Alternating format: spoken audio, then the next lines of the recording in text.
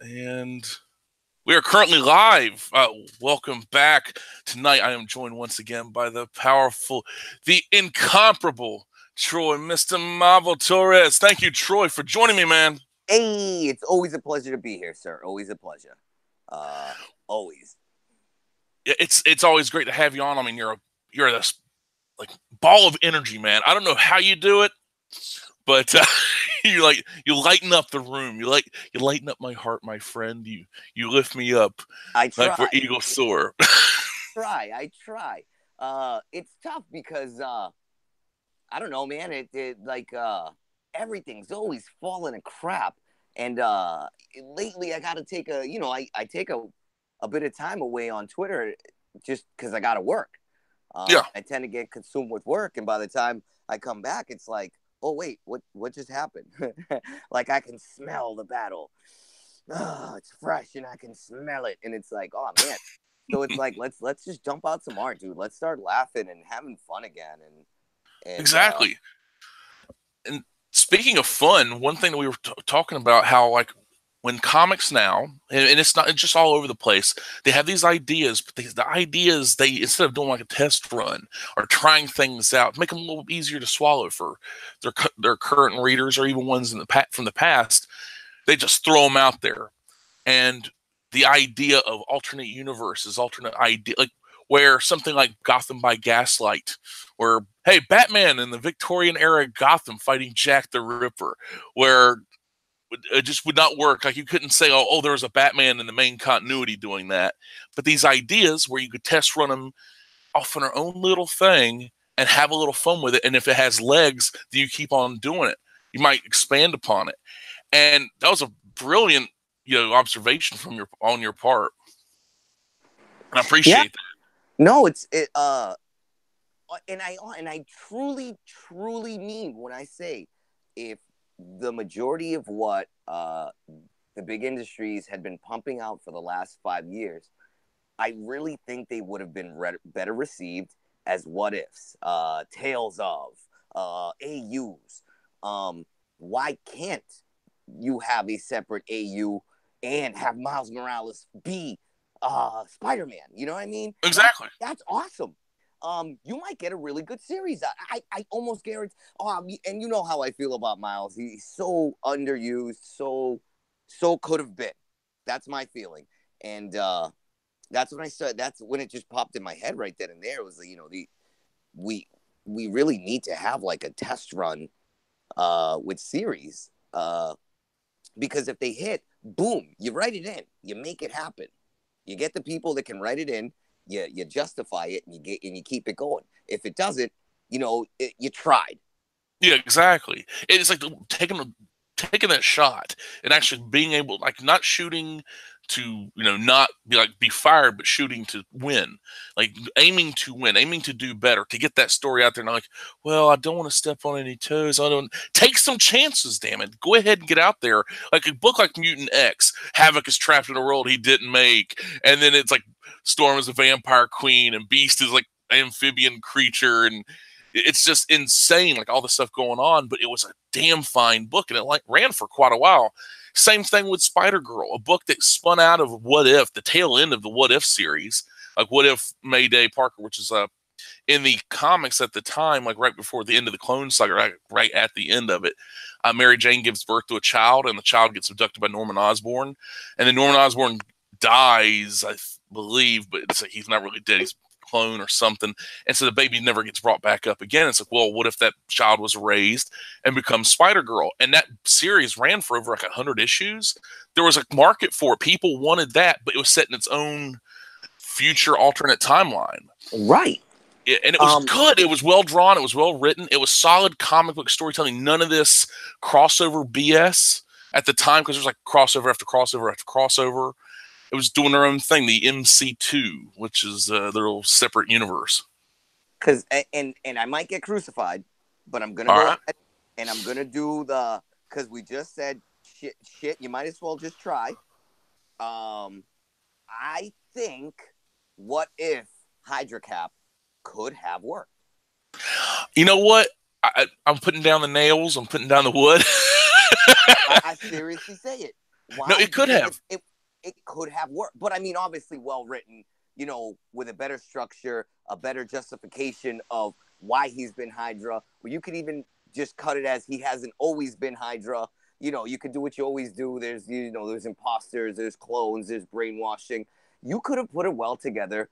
What if the Cap defected? Well, it makes sense because here's the thing: like if you go back into Cap's history, everybody like they joke about the whole Cap versus werewolf, werewolf Cap and all that stuff. Like more, but that's comic books. Comic books will be silly from time to time. They get serious too. Like the was it the I forgot the name of the arc, but I remember basically it was not Nixon, but it was Nixon in a way, blowing his brains out in the Oval Office in front of Captain America. So you got to think this is the same Cap who was told he couldn't be Captain America no more, became Nomad and U.S. agent and all that stuff. Like taking anything else but Captain America and putting that out there. So imagine this is a Captain America who's seen all of this, and Hydra is not the same Hydra as it was, but maybe he's using them to his own means. Cap comes at it like this: America is diseased. The America that he left when he was frozen in ice is not the same America as today. Like, because, they always shift the goalposts, like when he got unfrozen, so like in the comics, right. It was the 60s. So like maybe it's like the early 2000s. Like let's say they unfroze Cap post, well, it had to be pre 9/11. But so he comes to America where it's not the same America he left. And people could say, well, that, like you could even touch upon, like Marvel Comics have always touched upon bigotry. Captain America came from a world where it was mostly white people. And maybe that right there could be something like, you want to get serious. Like everybody's like, oh, there was no need for, for him to be hateful towards anybody, but him like start noticing things. He's saying, something go extreme, like, but he's using like kind of to cleanse America of all the bad elements. Like he's coming from the right place, but maybe doing it all the wrong ways in a way. So it's like and then like maybe have him talk to Falcon, so you want to cleanse me off the face of the earth, kind of things. Like I like you. You help out. You do everything you're supposed to do. You're a good guy. A lot of people are good people, but we got to get rid of the bad people. Locking them up isn't solving anything. This kind of stuff. I think that'd be kind of crazy to see. I think they would never do it because it would be like taking but yeah, you'd really be towing a line, and it'd have to be so well written that it could win an award. But I kind of see what you're saying. You push Cap to that far other extreme. And I don't know. I think it can work. Once again, well written, and killer artwork. But I think any one of these series could have worked as a what if. And I'm not saying landed and nailed it, but at the very least, would have been better received and would have gotten a far different type of criticism. And I think that would be the best way to go about it. I mean, I'd rather them shot for the moon and missed than aim for Alabama and hit it. You know what I'm saying? It's like, yeah. It's like go further and try to get something out of it. It's like, well, what's worse than a bad joke is a unfunny joke? It's like everything's subjective.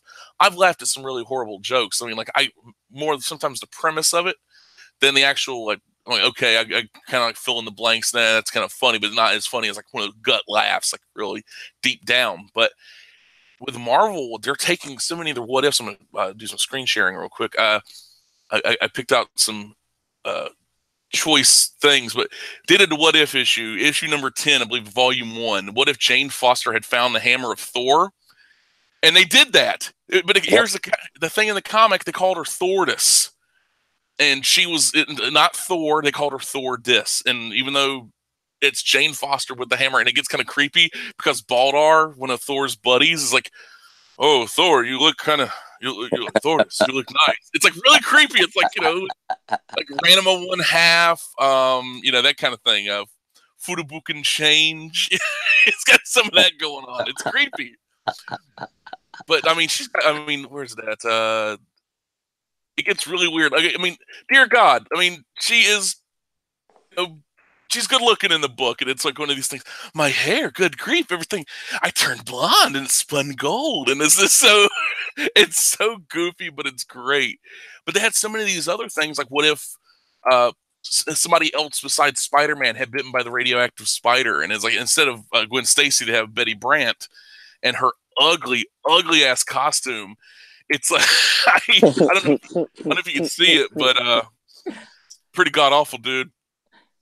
It's a god awful costume. But what can you do? It's like one of these things. It's like one of three stories and everything. But Gwen Stacy, there you go. Pretty much Gwen Stacy gets bit by the radioactive spider, and we get that. But a lot of these stories come from like one of those. Hey, like what if this happened? And that what if scenario doesn't seem to be pushed anymore because these what if scenarios are pushed directly into the comics themselves.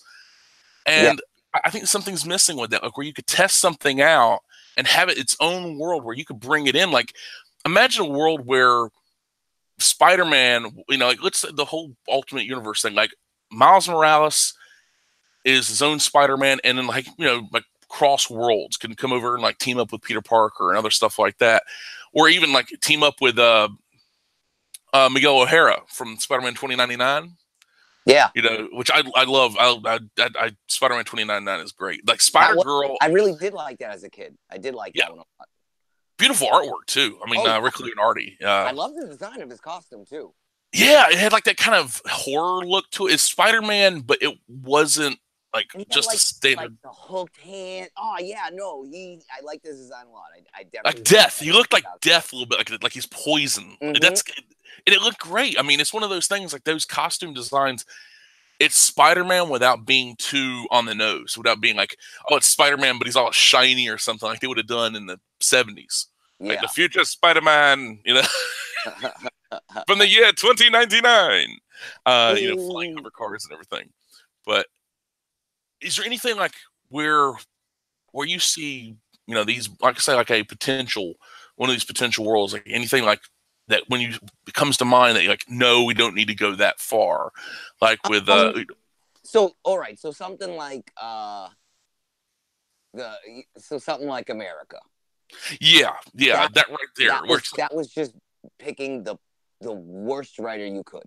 I would have even forgiven bad art if it was like good, if it was funny, man, if you felt for America. Like the point of that book was to make you feel sorry that she was essentially an orphan in another world. That's the story I would have loved to have read. Why America Chavez ends up adopting Hispanic culture. That would have been a good read, dude. Why does this, interdimensional being, why does she have that affinity? Where does it come from? Give her, if you're going to take her from the original creator, then revamp her backstory so that it feels good. It feels fleshed out. You gain sympathy for a character that you like. Because, I mean, dude, she's a Hispanic female Clark Kent. Yeah.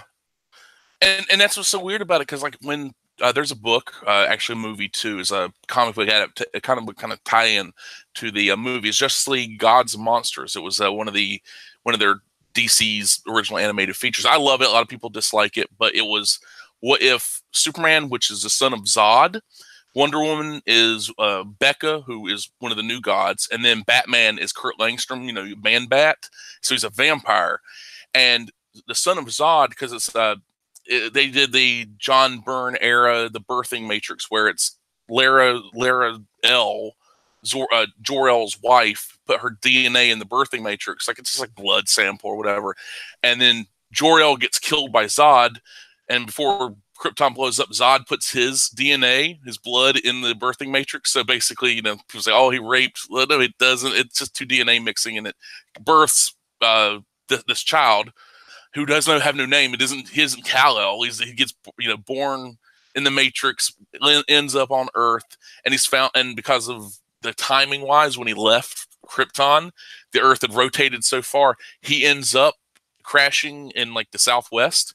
And a migrant family, their migrant farm workers, finds him. And so he gets raised among these migrant farm workers. And so it's like Clark Kent, equivalent of like, Clark Kent gets raised, like if Superman was raised by migrants. So it's like a true alien story, and he starts getting that, and it's a great thing, dude. It's like the family already has a daughter, so they have an older daughter, so he has like a sibling, and so when he gets enough age and starts learning that he has super speed and all this, he tells his father he can go pick the fields and like before the sun comes up, and how nobody has to work that day. But then the father's like, if you go and do that, then people know something's up, and then like so you got to kind of hide who you are, and but because he's also kind of a dick because nobody's like telling him like like to use your powers properly. His sister's up a tree and he shakes the tree and she falls and breaks her back and ends up crippled.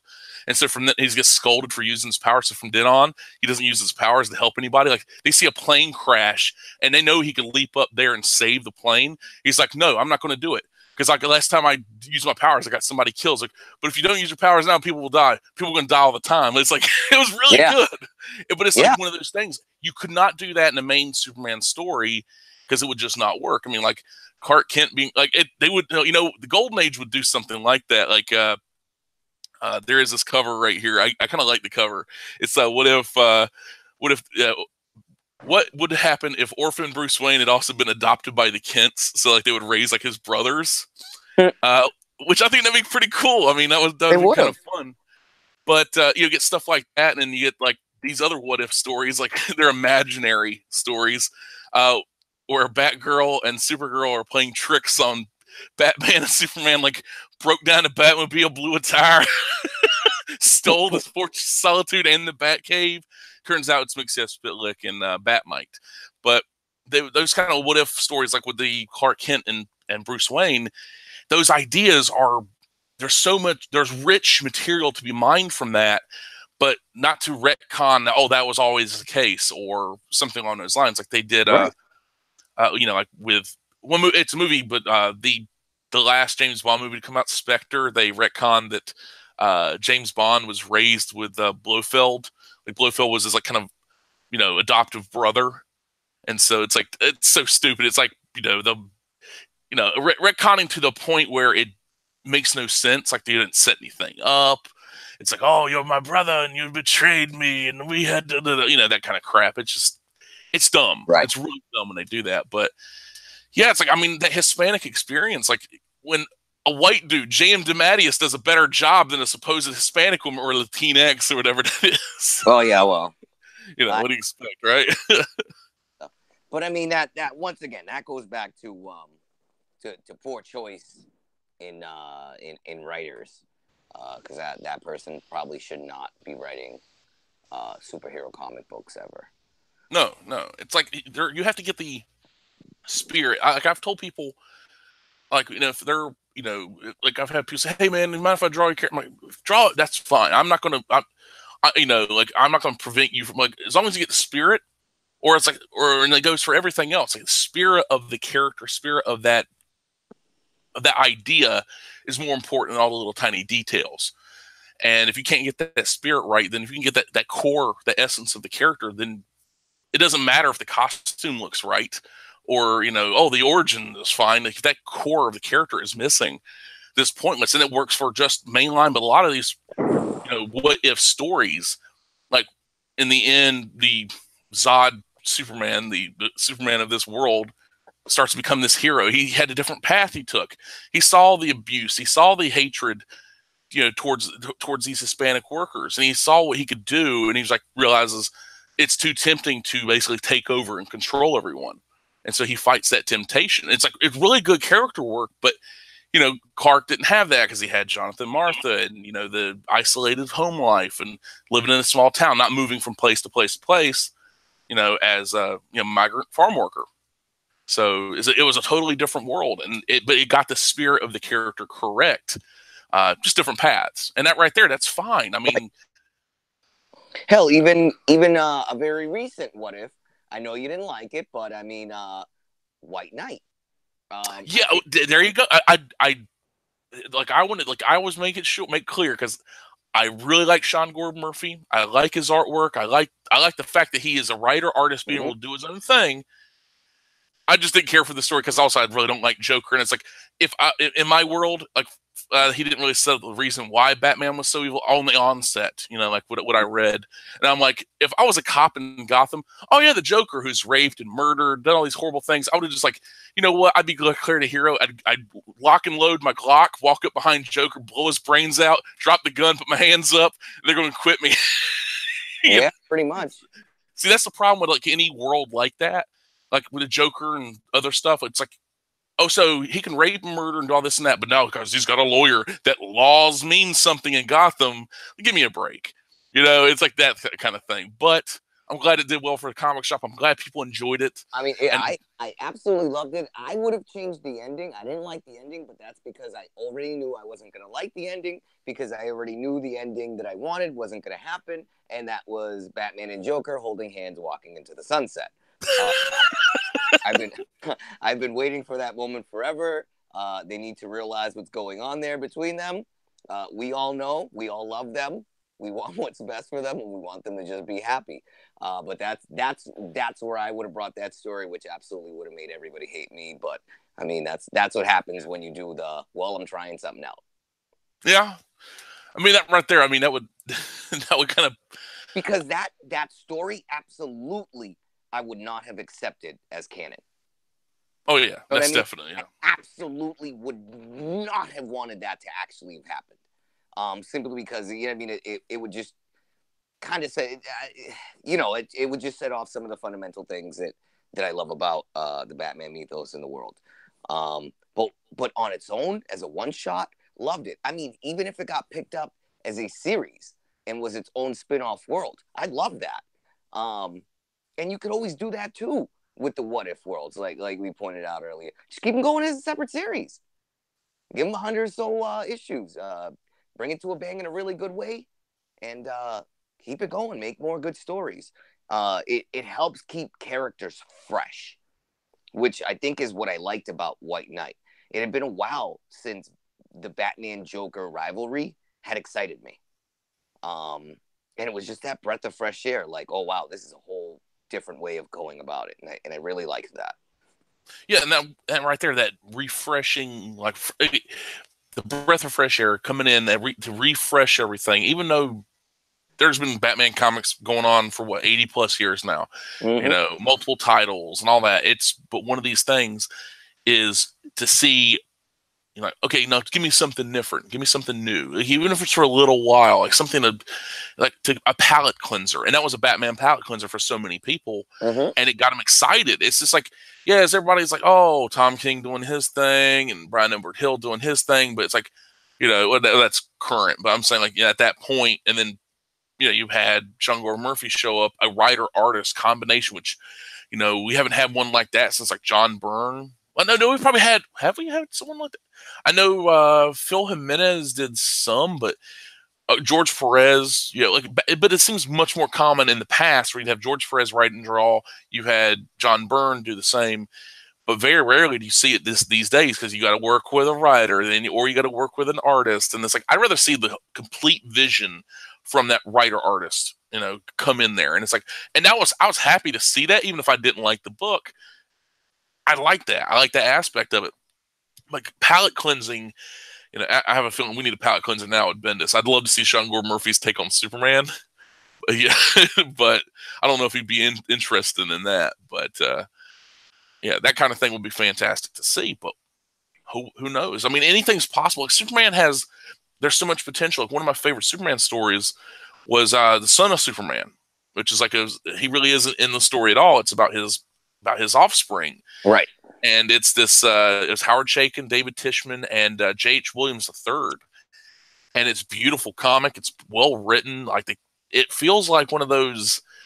It feels like a mix between like an 80s and 90s kind of coming of age movie, like a mix of like you bridge both decades and then put it in comic form. Like not like Dawson's Creek or any of that kind of TV show stuff. No, far from that. But it just feels like very natural but in the DC universe. It doesn't feel like, it's like a real world comic. Like it's touching upon stuff. No, it has a lot of character and heart to it. And also just, it looks beautiful.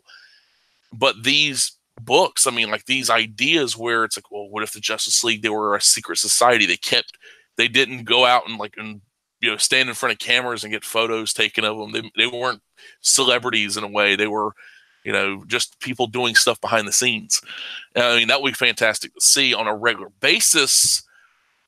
These kind of stories, but not necessarily a constant. Like this was how the status quo was, and breaking that status quo is an important thing, whether it's a big corporation or a small one. Like the variants of these books and concepts and characters. Like one day, eventually, I know JuanPool. You'll have some variants and alternate worlds for him too. I already in my head have started to work alternate worlds at the same time, only because I got the idea fleshing out his past. So I've already started to flesh out basically everything that happens all the way until we meet JuanPool. That's already established. I mean, not minute details, but everything's established, and I already know breakaway points that the story could have arced in a whole different direction. Starting in his 20s. Yeah. Which would give a very different JuanPool. And so that right there, like something you can jump off of and actually have kind of like where they go, like you're jumping off points for possible alternate, because it's a comic book world. There's always going to be some kind of, alternate Earth and timelines and what if scenarios and everything. Like that's always an option. Right. It doesn't seem to be really utilized these days. I mean, it would. I'm going to try to bring that back on my own stuff because I love seeing that. I love being able to play in another sandbox without having to clean up all the little pieces. Make a mess somewhere else that I don't have to keep track of all the time. I can always jump to another one. A disposable cup, as it were. Nice to drink out of, but don't wash it out. You just crumple it up, throw it in the trash. Which, I mean, a lot of these worlds are like that, though. I mean, they're going to be really fun, but it's good to keep track of that stuff. And I don't think there's editors in charge, whether Marvel, DC, or wherever. And outside Marvel and DC, I don't really see anybody doing these kind of, or had the potential to do these kind of stories. Well, that's because the editors, in my opinion, are no longer in charge. They have titles, but that's it. They're not the ones, you know what I mean? They're told what they're going to sign off on. And that's it. That's why things keep getting shoehorned in. A good editor would be like, whoa. Too much, too soon. You got to spread out change. You got to throw something out, see if it hits, and that's not what we're getting. We're getting just complete overhauls. You remember I try to attempt to make the alternate timeline where America Chavez, she split the universes when she stopped Cap from punching out Hitler. Oh yeah. You actually gave it a good possible timeline like that right there. Would have been interesting. But I don't think they would ever take you up on that because they'd have to admit that they messed up. Right. But I mean, that in itself, I mean, not that it would ever happen, but I guarantee you could work off of that, and through good writing and good art, have heroes start to notice that something is significantly different to the universe, and that's when everything starts to come down. But they'll never do something like that. It makes much sense. Exactly. It makes no sense at all. And it's really sad to see that they're not taking advantage of the alternate universe, the what ifs. Hell, make an Ultimates 2 line.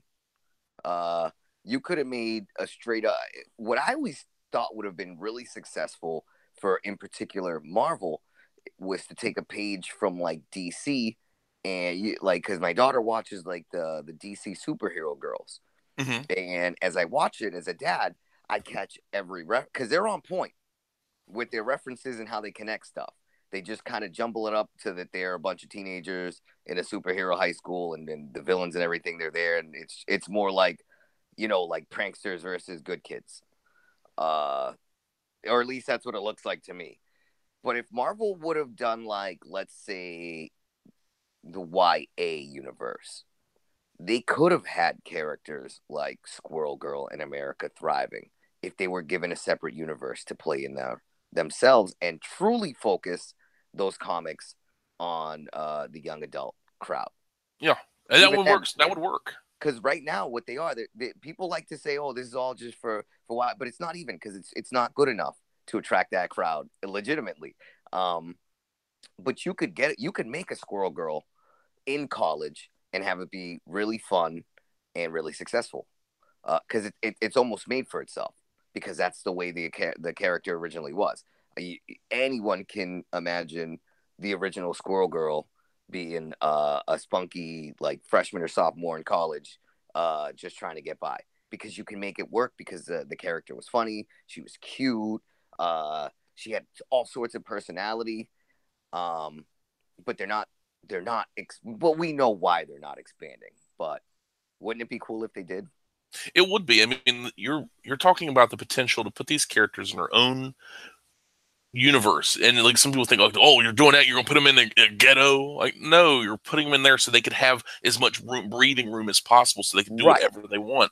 And so you could have your characters like Squirrel Girl, Moon, Devil Dinosaur, Moon Girl. You know, you could have these characters in there that honestly don't really fit. You know, like you. That's one thing about shared universes. They're a great and terrible thing. You can have all these characters about, oh, Wolverine, but then, well, why doesn't Thor show up every time you need help? How can Wolverine be in every team book? That kind of thing, Right. which is going to happen again soon.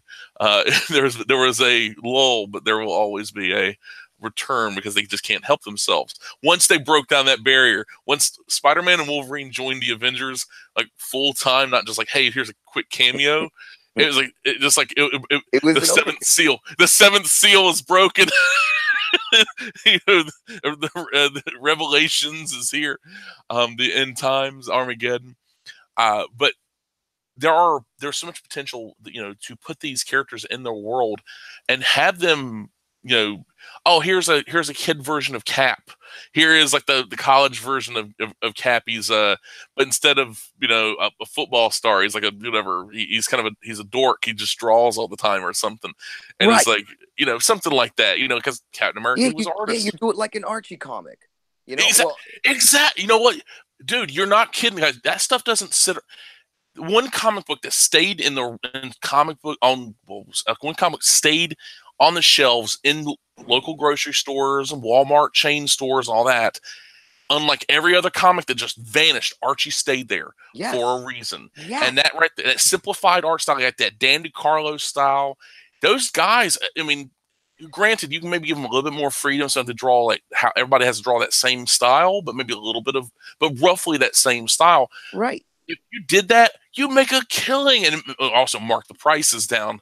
You know, because you can get like one of those digests for like $4. I think it's cheaper than that. I actually have one in front of me. Let me grab that real quick. But yeah, it's like, I mean, you sell them for, you know, a little cheaper. Like I got a Sonic Super Digest. It cost me $4.99, and it's about 150 pages, something like that. So yeah, and it's full color too. So I mean, there's no excuse for that stuff. And these are smaller comics, but there's no need for them to be. I understand, like, you know, people are so used to traditional size comics, but they take up a lot of space. I mean, and also, you know, a lot of these pages, like if you look at the interior, it's like it seems like a lot of wasted space. You know, like 4 panels per page and nothing really happens on them. You know, just a couple word balloons. Come on, you know, you can do better than that. Right, right. And it's all wasted. It's all just wasted potential. Because everyone knows any one of these characters can work when you do them right. Yeah, you can make an America work. You can make a Squirrel Girl work. God damn it, you can make a Miles Morales work. Yeah, and they had the potential. Like, here's the thing: my biggest problem, Miles, and I think it was, if anybody else was doing other than Bendis, I think I would have liked it more, because to me, Miles didn't seem like his own character. Miles, he just reminded me of, like, okay, they did some little stuff, like it was like that Waiting for Superman or whatever, like that kind of documentary. I watched part of it. I couldn't stand it. I just turned it off. But it's like that, if, you know, the whole schools and, you know, dealing with all that stuff. And it's like, this isn't, when I think of Spider-Man, like Miles Morales, do I need, you know, like, oh, hey, mijo, you know, that kind of stuff? No, I don't need that, you know, but, you know, but make it feel. I'll tell you what, real. I've already thought up how you would make Miles Morales work in the what if Peter was not the one that got bit. Yeah. And you simply do it by making him the stark opposite of Peter Parker.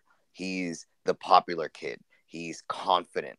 Girls like him. He has friends. He's the captain of some team. He gets good grades still. And he just happens to be clowning around, gets pushed kind of in the way, gets the spider on him, gets bit. You know what I mean? Yeah. Where clowning around, he pushes Peter out of the way, the spider lands on him. No, dude, you make this struggle. I'm picturing in my head Miles playing baseball, like, you know, and then having the temptation, like he's like playing baseball, and like maybe he's at an outfield or something, and like in temptation, like he can grab that ball, but he'll show off what he can do, and then maybe the one time he does it, and then people are like, "Oh my god!" And some people like starts taking like cell phone footage of that stuff, and it's like he's got to explain something and this, like, you know, that kind of stuff, and so he's got that secret to hide. Like, I would literally set him up to follow an opposite path. Like, I would have him realize his powers, be like, oh shit, it's on. Let's go. Get his hero on. Start doing things, bragging, doing little dances after he's beat people up, being Spider-Man. God, dude, why isn't this a thing? And then he fucks up. And then he fucks up really big. And then that's when he learns with great power comes great responsibility. And he gets his fundamental moment. Okay, here's my pitch. And then that's where it echoes for the rest of his series, the moment where he let his ego run through, where he stopped remembering that he was a hero and he fucked up and let things go wrong. And from there on in, we're going to see the struggle of Miles Morales to move past that moment where he let everyone down because he made it about him and not them. That's a great character. Dude, you got these ideas running through my head, man. Like, I have this idea of like Miles, like there's a girl that he used to date, but like, you know, they broke up or whatever. Like, he was like, you know, say 8th grade or something, like before they got to high school. But he still has feelings for her, but you know, like whatever. You know, that happens. I mean, that happens to guy, you know, like you even if maybe it didn't go so well, maybe like, you know, maybe we rekindle something. But because of the spider senses itself, people like one thing I don't think was ever really touched upon. Like maybe his hearing is like his entire senses are heightened. You know, it's just like everything. But maybe he picks up upon, you know, like maybe he finds out that this woman like you know, they're like she's got an abusive father or something. So he's going to go teach this guy a lesson, and it goes too far, and he kills him. You know, that kind of thing. It's like, yeah, that would be. And it's like he was the, you know, path to hell is paved with good intentions, but the guy turns out to be like this, like he kills him, you know, accidentally, of course, like he didn't like break his neck or anything or like break him in half spider style, but yeah, it's like that would be, I mean, interesting take on it. It's like where maybe in the back of his head, it's like he can't own up to it because he's like, you know, he'd go turn himself in for this, you know, for this death, and maybe it looks like an accident, so it's like he killed him, but like maybe the cops ain't looking for murder, or like he strung him up in spider web. You know, like, here's my calling card. Right. You hurt your kid, I kill you. Right. But that kind of idea, and it all, I swear to God, it all comes back down because they're not test running things in a separate way. No, they aren't. It's if you had a what if book or like one of these tryout books or one of those kind of things, where what if you had so many of these authors, like, I mean, they get their shot in them books. I mean, you have occasional where you have the occasion where there'll be names on there, like, you know, previously known names, but you had like Ariel Olivetti, you had Jay Faerber. Jay Faerber went over to do a lot of image. I'm blanking on the name now. It was a family of heroes. It's kind of like, I think it came out actually before in The Incredibles, but oh man. But yes, you had these people kind of get their start there, and like you eventually go on and do their own thing. And a lot of these ideas, yeah, like some of them were, you know, not the best. Some of them were like just downright just bad. Some of them are great. Like there was one of my favorite ones, and it's just because how horrifying it is. It's like, what if Bruce Banner was the monster and the Hulk was the hero, like the conscious. When they've kind of done that past, but Bruce Banner has this rage inside of him, but the Hulk is like this like he's like maybe 8 foot tall, but he's like he just looks like a kind of normal-ish looking dude, but not really. He's black and green. He has like this glowing energy, and ends up he's like, I'm peaceful and loving, and it's like Mr. Burns in that Simpsons episode. Yes, exactly. And except Bruce Banner goes to he's like, I gotta kill that creature that's a part of me, and I gotta kill it. So he goes and he first off he backslaps Betty Ross. He backslaps her like and breaks her jaw. Hits her so hard. Then he goes to a nuclear submarine, and because Bruce Banner is claustrophobic, he forces himself to go there because he knows that that Hulk, the energy, the peaceful thing will show up, and because it does, the energy causes the nuclear sub to melt down, and so he blames like, oh, this creature is a member of this Arabic extremism group, so that he starts a war in the Middle East to use more gamma bombs. And then Betty tries to go and tell, Doc Samson, like, he's out of his mind. He broke my jaw. He is the creature. Doc Samson, he writes all this down. Bruce Banner shows up. If you tell anybody this, I'll kill you. Oh, yeah, by the way, I'm taking all your notes. You're going to commit her to a mental institution where they're going to lobotomize her. You're going to the front lines because our soldiers fighting in the war in the Middle East need a psychiatrist. And that's how the book ends. It's like, what? It's like one of these things like you could never do that. And like, I would love to see a continuation of that universe. And they've done stuff previously like that with the Conan. Like, what if Conan battled Wolverine? What if Conan was in the modern day? What if Conan was stuck in the 21st century? And that Conan versus Captain America. Conan goes to a gym where a bunch of gang members are, sees the biggest gang member, beats him up, and controls the gang. And like, we don't use guns, we use our hands or blades. We don't use guns.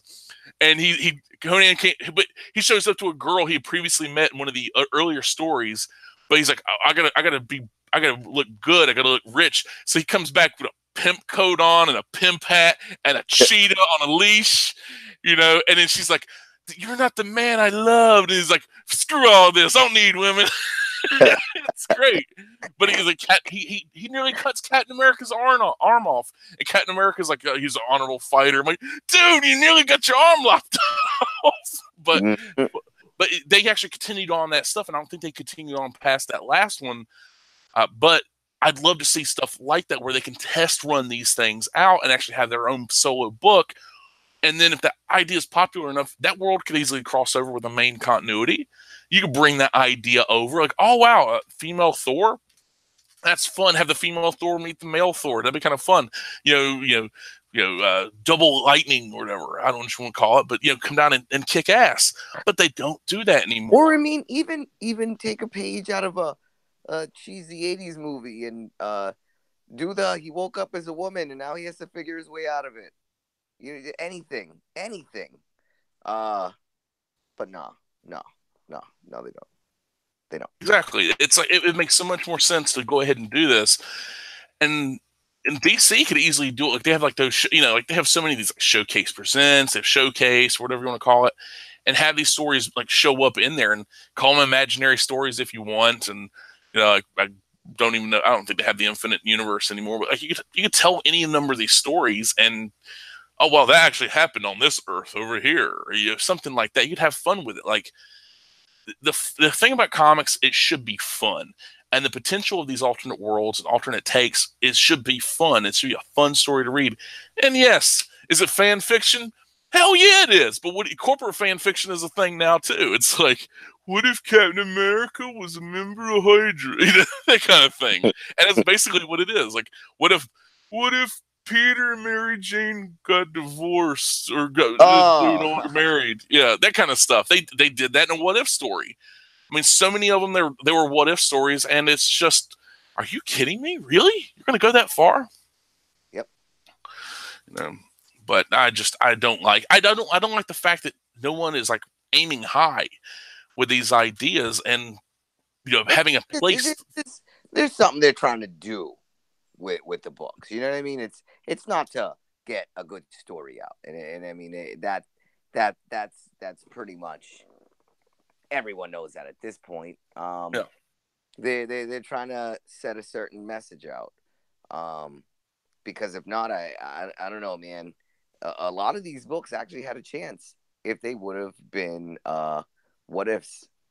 Even something like oh, you could have put Wasp back into that universe with uh the young adult section. Yeah. Get her Oh, the new Wasp or whatever her the name new is. Wasp. Yeah. What was it? The Russian Wasp. The science. And they could have had their little thing, you know. You should call it the STEM universe, the YA STEM universe. Yeah, yeah. It's like, and it's like, there's people say like, "Oh, how dare you mock?" If you can't handle some mockery, if somebody said, "Oh, you want to be a scientist, good for you," it's like if that right there turns you away from it, then you're not meant for it anyway. It's like boot camp. If you're gonna let some words or some jerk turn you away, or somebody making fun of it, mocking it for just shit, shits and giggles, then it's not for you. If it's like anything in life, it's these worlds like oh wow, Larry, you suck. I've had people tell me I suck, and you know what? Sometimes, I kind of sucked at that right there, but I keep on going. I'm not going to let somebody stop me. Hell, I mean, if you let somebody stop you, guess what? It wasn't for you anyway. That's Right. like sometimes you need a kick in the ass, and sometimes you got to just gotta have an ego. It's like I'm doing better than you. It's like Yeah, it's like it is a lot because before there was lots of different comics for lots of different people. So when you saw arguments, it was over who they thought was the best. exactly. Now what's happening is everything sucks. No one's reading much, so they're bored and they're arguing with themselves. Well, If there were that's better books, people wouldn't be online arguing. I swear to God.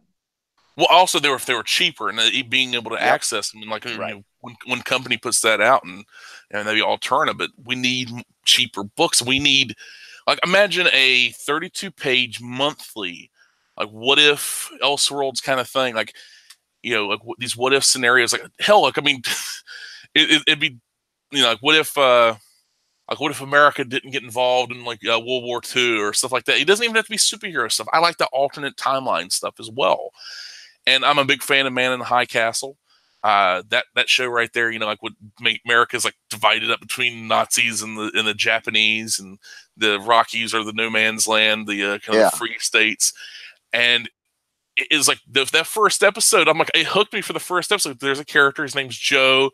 He's driving a truck across America, and he stops and he's like sees this like stuff falling from the sky. He's like, "Oh, is that snow?" It's like, "Oh no, they're burning the retards and cripples up at the state home, and it's the ashes." I was like, "Oh my god!" It is like I was like, "Holy shit, this show ain't pulling no punches." I'm like, "All right, I'm in, I'm in." But stuff like that, as horrifying as that is, that right there, that's a hook that hooks you. It's like there's what if there's one of these stories I read. What if the Soviets made it to the moon first? And of course, they want to weaponize the moon. And of course, the Soviets being like they got to cut corners and be cheap about it.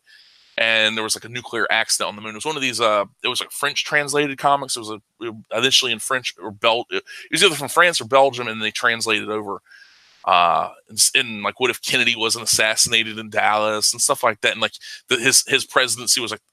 They basically mirrored the Clinton administration, like the scandals, cheating on his wife and all that stuff, but drugs as well. People forget Kennedy was pill popping because of his back problems, and the press kept their mouth shut. But it's like, what if the press didn't keep their mouth shut? Like this is like it's almost like with Watergate and the Clinton administration and like the Monica Lewinsky stuff happened, but in the '60s, and how that would change everything, and also like to kind of devalue the American, kind of like the foreign outlook of America. But I was like, "Oh, Kennedy was a great president." Dude got us almost into a world war with the Cuban Missile Crisis. I mean, we almost ended up glowing because of the Cuban Missile Crisis. And I think he even said like, "Oh, I'd rather my children be red than dead." They called don't worry about it, dude. Don't worry. But yeah, stuff like that. I mean, it doesn't have to just be comics, superheroes, but like these alternate scenarios in comic form, because a lot of this stuff you could never make it into a movie, and even if you could, it would cost so much money. It would not have that bite that these stories could have. And I mean, dude, it's like I what there's so much potential out there. It just takes the person with a vision to reach for it and grab it. Yeah. Yeah, no. Now I'm trying to like think up of a scenario if Lincoln didn't get shot, but I'll have to work on that because that would mean a lot of backtracking into history, and Yeah. stuff. But I mean, no, you're absolutely right. Because it's a great medium. Comic books they're a great medium, and you can translate just about any story into a comic book. And I mean, even like TV show series. Take any of the popular series now, give it a quick what if comic. Oh, that'd be nice. It'd be pretty cool. What if Big Bang Theory was actually funny? What if the little what if the little one from Roseanne like punched the tall one in the face on the first day he met him? It was like, no, dude, I'm moving in. Knock it off. I talked to the landlord. Don't be an asshole. You know that would be a good show if the little one was constantly like if it was more like a Ren and Stimpy, but Stimpy was the really smart one. Yeah. Oh God. Watch Like, that more. What if Game of Thrones is taking place in a far off future? You know? I mean, no, but you know what would be a really sick? What if Larry King? Hear me out. All right. What if Game of Thrones was set in like a fictional Arabian land? Ooh. Ooh. Would it kind of have something like that in that universe a little bit? No, but you know, like if the main story was there, just because I'd love to see all the beautiful scenery that they'd shoot in the desert. Burkas or no burkas?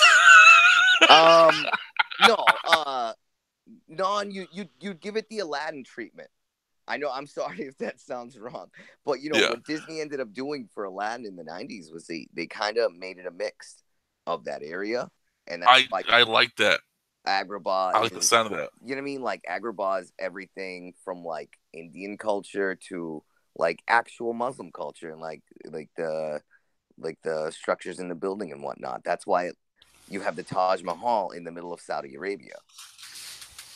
Well, there's a theory that it takes place after. There's a theory that Aladdin takes place after. I like that. I know. I've heard that theory because the genie knows about our time. I like that one. I do like that theory. Well, there's that saying, "Bomb them back to the Stone Age." Well, maybe they actually did. Maybe. You know. Oh my God! You'll get one. But once again, dude, you know, just ideas. You throw it out there.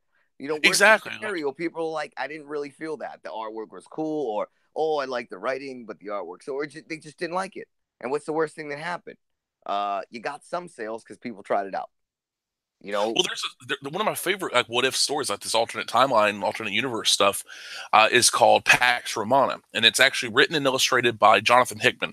Jonathan Hickman is known for one of the better. He's got a book out called East of West. It's image book that he's got. It's like and it's alternate timeline as well. Perch has been raving about it, and I've read it previously, but I stopped and I wanted to wait till it's like built back up because it's one of those books. It reads better in like one long sitting. I could tell. I've just from my years of reading comics, like I could tell. It's like the book starts out. It's like America's like divided up like this, like in the 1800s. Like the Mormons have a chunk, the Native Americans have a chunk, the European settlers, and I think it's like it's something on it. I think the Japanese, Chinese. I think the Chinese actually have a chunk as well. They've like settled the West Coast, so it's like this. Like they have a like detente. They got to work together. But they're one of his other books, Pax Romana. It's these Catholic mercenaries who are sterilized are sent. They can only send back a small space, but a small space of a well, not really small, but it's like about the size of like an aircraft hangar. And they can send that back in time. And so they sterilize these Catholic soldiers who are devout Catholics. They send them back to the times of Constantine.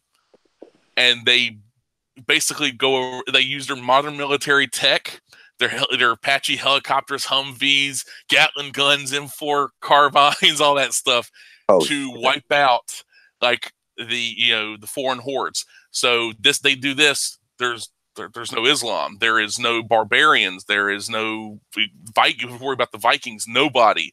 And in like the book, spoiler. Like in the book, like ends in like the 1400s, 1200s, and it's like there's like space pope and there's like time travel and a gene pope and all this like because science and all this stuff had advanced and there's no it's like the world's unified underneath like this Catholicism, and it's like really interesting even knowing the end because I was spoiled with the ending, and then I was like even knowing it's still kind of hard to wrap my head around, but it was good. It was a real good read. And very well researched apparently. For like like this person owned like these people control these lands at this point in time, and then these mercenaries, these former soldiers roll in, and it's really it's like if you cross Metal Gear Solid with like those was it the Tom Hanks movies, whatever they're called, the one about the the angels and demons and a little bit of Back to the Future. It's really weird, man. It's a really weird book. I think I know the one you're talking about.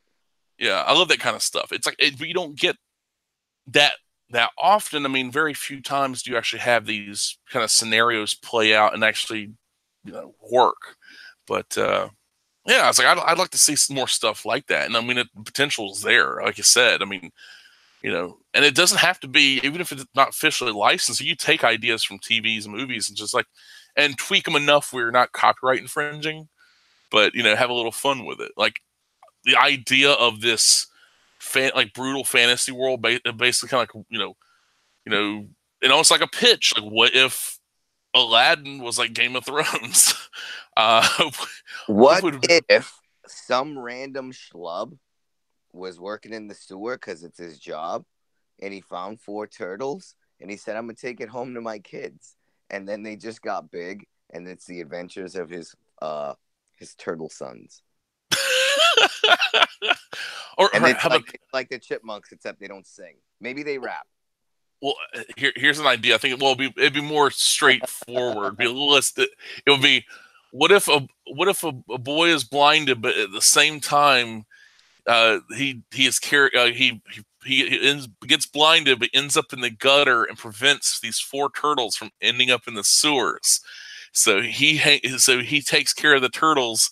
He's blind, takes care of the turtles. So basically, Daredevil raises the Ninja Turtles, and they all fight together. The 5 of them, they're all of them are doused with the ooze. I would love to see that. That's pretty cool. And then like there's now you're like crossing things over to make a story, and that's pretty cool too. Yes, I mean there's so much potential out there for these kind of story elements, and yeah, it's very fan fiction heavy, but there's a difference between like like where it's like straight up, it's like where continuing on a show like Quantum Leap, Sam Beckett never left home but continue on his stories. To me, that's like more straight up kind of fan fiction stuff than just kind of doing your own thing, like with those ideas and kind of like it's still in that realm, of course, but having a little bit more fun with it, like being a little more creative. I'm really surprised they didn't like bring it back on Netflix and like he's still stuck traveling through time. Oh God, that's how it was left. Well, they did the closest thing was that thing with Bakula was on I think it was one of the Colbert show or something like that. Right. It's like trying to prevent, because there's an episode where Sam Beckett basically gives Donald Trump the idea to go into to buying land, and it's like being a developer and everything. And then he's like, "Oh no, I gotta prevent that." And it's like, didn't work, did it? And now it will. Stuff like that, like I mean, I'm surprised Netflix didn't do it, but considering how much money they're just sinking into other sinking ships. That's like, there's another what if. What if we get an adventure where he starts to figure out how to get home? I mean, I'd like that. I mean, I don't know how many of the cast they could get back, and like really, you only need Dean Stockwell back. I don't think he acts anymore. I don't even know if Dean Stockwell's alive. I don't know either. You made me just think that. But if he's not, then you add that to the story. And you just maybe have like his daughter show up, like because in the end of the first the series, that last episode of the series, he convinced Al's wife not to leave him.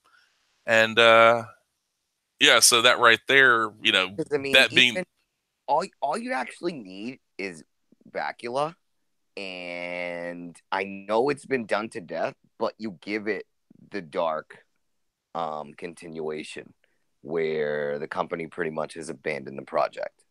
It's been that long. oh, and Uh, he hasn't had anybody no, communicate with, so he's he been hasn't doing had it on the anybody. fly.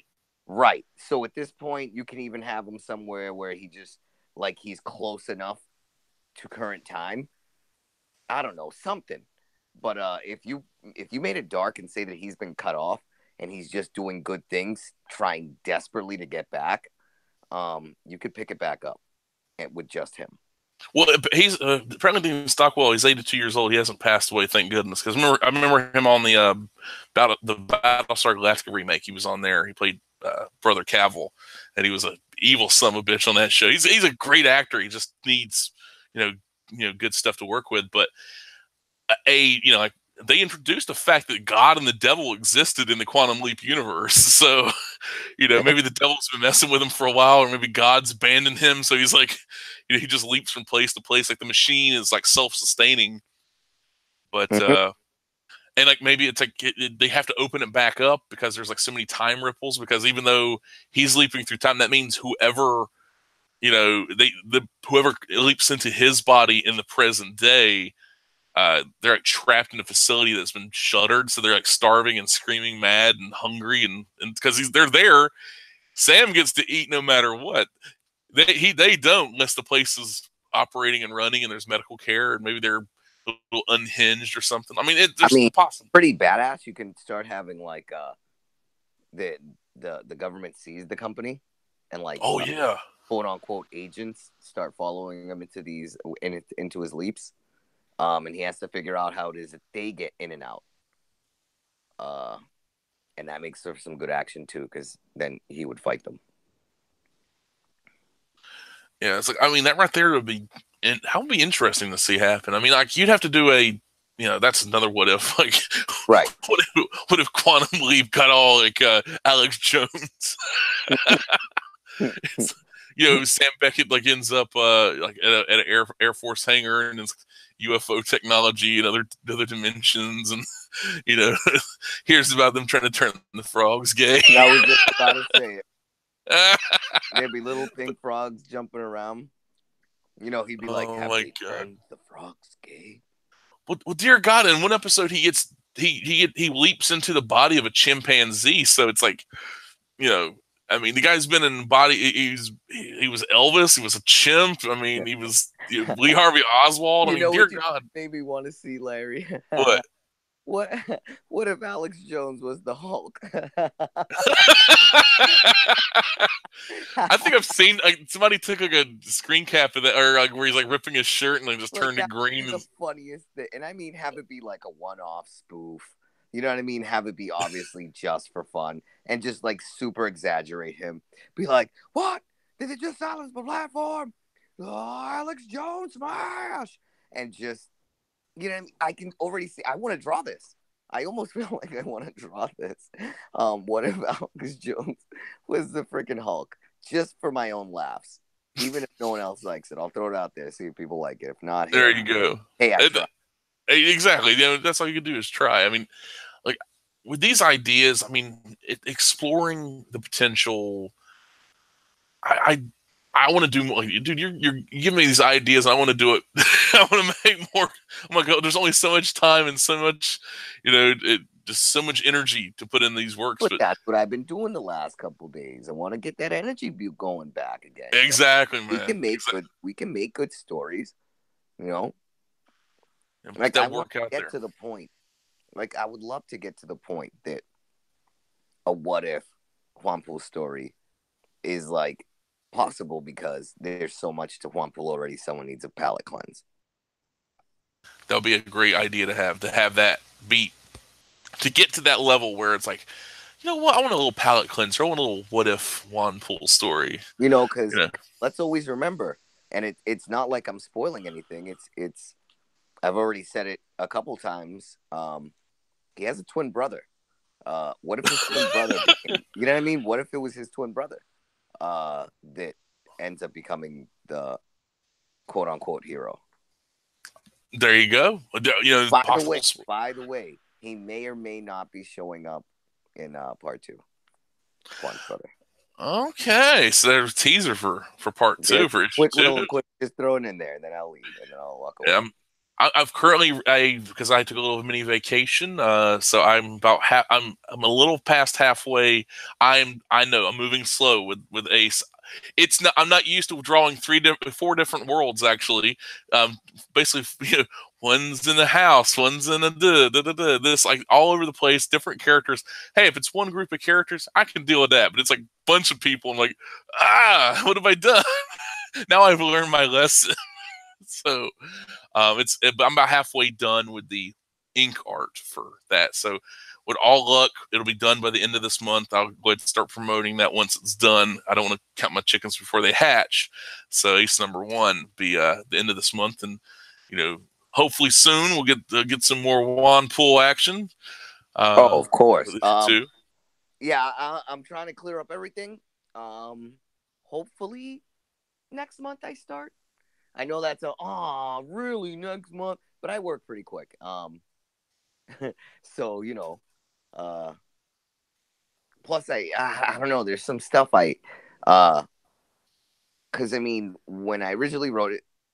All right, so we're just gonna go off track really quick. All right. So when I originally wrote it, I wrote so much to it that's when I decided to break it up into parts. So part 2 was already written, I guess. But when I did 1, I changed and added certain elements that by default need me to change 2 to make it make sense. And therefore I also need to now start setting up for a brand new 3 that I have to write based off of how I finished 2. So yeah, I'm just kind of in that pre-production where I'm just trying to figure out the kinks so that the story continues exactly the way I want to see it ended. In a way, you're go ahead and finding that path, towards telling the story you want to tell, even though you had to modify it a bit, but you're getting there, right? Yeah, no, I'm getting there. It's not one of those like, oh no, I don't know what I'm doing. It's literally all right. It's more of a readjustment because I have in fact, it's a good thing because I have really cool new ideas. And also because I wanted to make the Radical Nemesis something bigger because I really liked the character, and I thought by increasing her presence, I'd actually be helping build Juan more because of who she is to him. Exactly, and like you've said previously, like building that world, like that means a lot to you, and like actually having these characters that you care about, and not just you, but you want to make the readers care about. And for only 1 issue, like you made the first issue feel like there have been more to it previously, like maybe even 6 issues, or if not more. It didn't feel like, oh, this is like, who is this? You made them relatable. You made you made the one of the most effeminate men, this super twink, Robbie, relatable. Like you can actually relate to these characters, and you actually feel like, oh, in the relationships and the way they interacted with each other, it all felt real. It felt like very tangible without being, too sappy and like, oh, you're playing a part on the heartstrings and all that stuff. No, you did your job. I mean, for not being a professional. I mean, you're an illustrator, definitely. I mean, you get paid to illustrate. You're a professional illustrator. I'm no. Yes, you could say it. I'm no writer. No, writer. But here's the thing, dude. Kirby was no writer, but he was a storyteller. You're a storyteller through and through, and storytellers can get you enveloped and wrap you in that story. Like if you're a piece of chocolate and a piece of tinfoil, and you wrap them up, and that's basically what you've done with these characters. Like, and like I told you, dude, I was skeptical.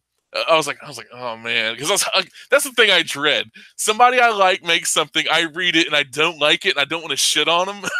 It's like, dude, you have to understand, and I hope everybody understands, and you have to understand that, like, moments before I was getting ready to I pretty much published my story. I looked at it and I was like, oh my God, what the fuck am I doing? Like, oh my God, what the fuck kind of story am I about to give people? Very Holy gay. hell. Very, very, very gay. But it's a good story. Like yes. And I mean, all I was like, and then I was like, oh, these are all dad jokes. Oh no. And everything that I was giggling about for days as I created it, suddenly you get that cold feet and you're like, well, it's too late to change it now, dude. You know what I mean? If a fucking full comic book, full cover, nothing can change. Too late. Done. But I'm glad I just went ahead and did it. You know, getting back to you pulled the trigger. Let's just try it. Well, let's just try it and see if it sticks. What was the worst thing? They were gonna be like, not so nice. And I would have been like, yeah, you're right. Let's keep them the memes. It's like, dude, you pulled the trigger. I know it was not easy. I mean, you know, shit, I've been putting out stuff for years. Like, I'm so used to people not reading it. So when people do read it, it's like I do it for myself.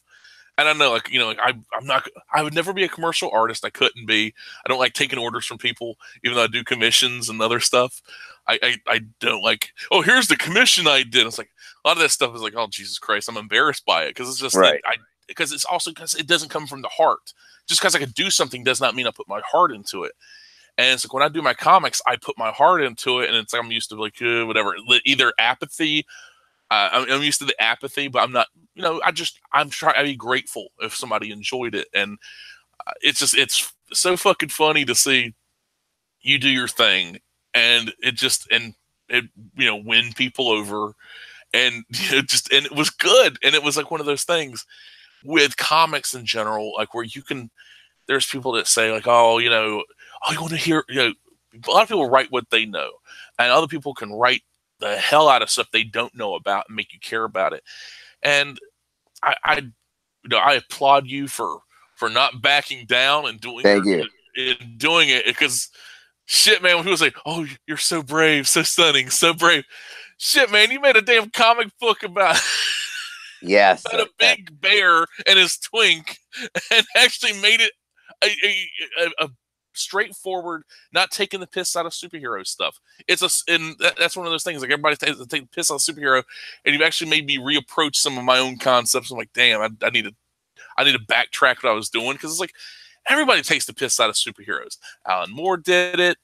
You know, like nobody wants to do it. Well, he did it for the longest time, but then his America's Best Comic stuff, where Tom Strong and Joni Future and the rest of these characters are send-ups to the superhero, more like the action science hero stuff they called it, but it's still the superhero. But, you know, I want to do more like that. Like you Perch, and there's other people that make me want to be better, dude.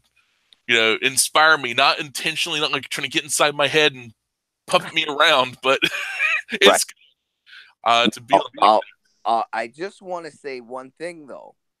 I will be starting up JuanPool hopefully a month from now. But before then, I will be a bit busy. I'm going to be working on Wes Collins' preview that's going to go with his campaign for Charger. And I'm just going to do cheap plug. Make sure you stay tuned. I'm going to start throwing up some teasers of the panel that I'm doing. But I'm going to be working with him for a little bit because everybody knows I want to see comics grow and I want to help everybody get their projects going. So make sure you keep an eye on me. Make sure you go follow Wes Collins. And we'll see about getting that book going. Because I like it. I like it. I like it enough to want to be working on it. So there. Which is always good because that's one thing. Like I could never work on a project I didn't like. Well, wasn't being compensated for properly because I've had people reach out and like, yeah, that's not going to cut it, dude. It's like pay your artists and pay them well. And if don't think just because a commission is one thing where I'm drawing a character that already exists, I don't have to do any research. Like Spider-Man, Black Panther. God help me, Pinkie Pie, stuff like that. I had to draw. God help us all. But that stuff I don't have to research. I don't have to create out of my imagination. don't think like, oh, I'll just pay you, your standard commission art fee to design my characters. No, that ain't going to work. I'm designing characters you're going to keep for the rest of your career or life or whatever. You're going to pay me more than that. And if that, oh, I get somebody cheaper, go get somebody cheaper then. Why are you talking to me? I'm blunt with this shit. Life is too short to deal with people that are cheap. But yeah, pay your people well, and then they love what you do. If you're not, or at the very least, like it. I mean, don't have to like gush over 100% and dream about it, but like what you do and be, not necessarily be proud of it, because pride is a sin, but not despise it, not have even a slight disgust for it. If you're disgusted by it, then something's wrong. Unless it's supposed to be part of the story, it's supposed to be a horror story, and you want to draw the most disgusting thing possible. But yeah, I tried. I tried. I made Badger Bitch.